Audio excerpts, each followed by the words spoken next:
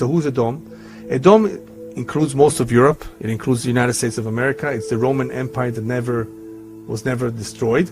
Who is Rome and so on? Who is Esav? Because Esav is not only a persecutory agent, but it's the greatest of all the persecutory agents, and it is the longest. You know, it's been around with us as not in the form of Rome, which I will mention, but it has been around for a long time, thousands of years. And therefore Esav is the greatest of the persecutory nations, and it is the longest. It all started, of course, with Esav. Esav became Edom, which is a nation. Edom became Rome. The Torah says Esav is Edom. The Gemara says, the Talmud says, that Edom is Rome, Zuroimi. Okay.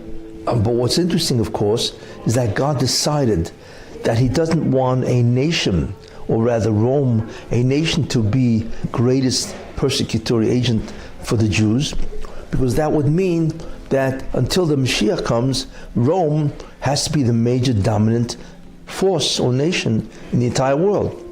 And God does not want that. As it is, Rome was, a nation for at least probably close to 1,000 years. And then the one in Constantinople went even another 1,000 years after that. So what God did, which is interesting, He changed the form of Esav. Instead of it being Rome, it became Christianity. In the book of Exodus and also in the book of Deuteronomy, we speak about the mitzvah to destroy and to annihilate the nation of Amalek. Says the Rambam in Mitzvah 188 and also 189 and also in Negative Commandment 59 that there's a mitzvah and a command to wipe out from among all the descendants of Esav, the descendants of Amalek, male and female, young and old. And the Sifri goes on to say, how do we do this today? We remember, which means to remember it verbally, and do not forget it means not to forget it in one's heart. What was so terrible about Amalek? So the Talmud tells us, based on the verses in the Torah, that Amalek was the first one to attack the Jewish people when they left the land of Egypt. And he says the root of this commandment is to implant into our hearts that any enemy that oppresses the Jewish people are considered to be an enemy against God, and therefore according to their evil and their cunningness of their plans, so too will be their punishment and their downfall. And therefore we find by Amalek, they wanted to harm the Jews, and they were the first to harm the Jews. Therefore God tells us we should erase their memory, and we should eradicate them from the face of the earth.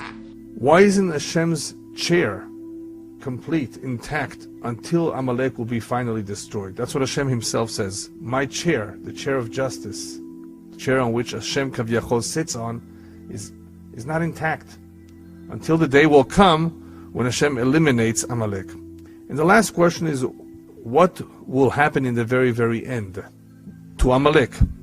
Will he be eliminated? How will this happen?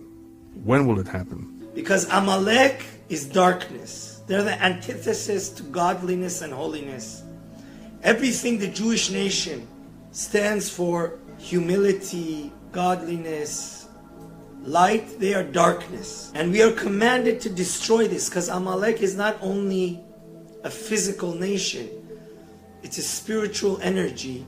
It's a negative force of darkness. It's mitzvah from the Torah. One of the 613 commandments is to remember to erase the nation of Amalek, the memory of them even, not only physically to erase them from the face of the earth.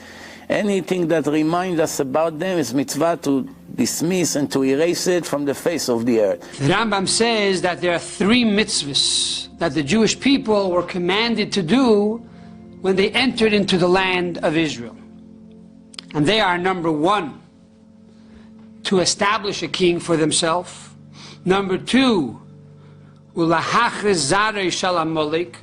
and to cut off the offsprings of the nation of Amalek. And number 3, the livnais beis habechira, and to build a holy temple.